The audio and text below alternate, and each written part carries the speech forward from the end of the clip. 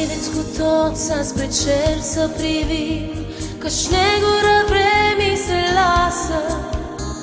Pământul întreg de păcate e plin, o, Doamne, ne dor de acasă.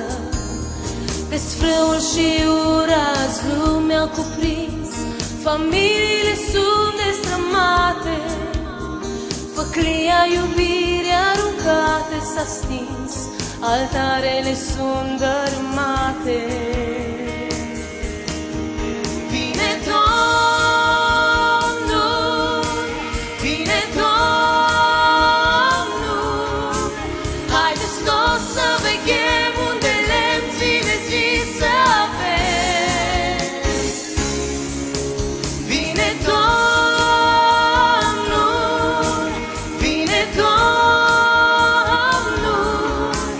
haideți toți să veghem unde lemn zi de zi să avem.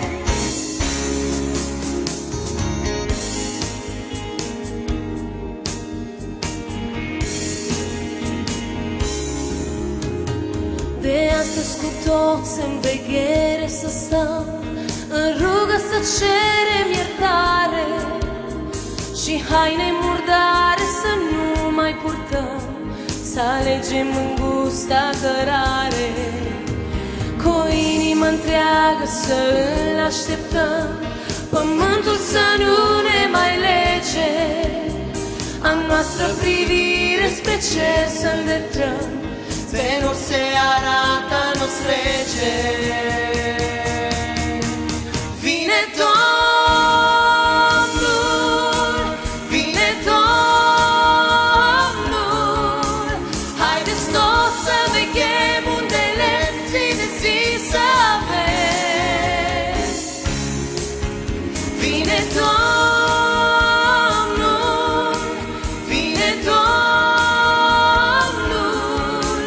haideți toți să veghem unde lemn zi de zi să avem. Vine Domnul, vine Domnul, haideți toți să veghem unde lemn să avem. Vine Domnul, vine Domnul, haideți toți să veghem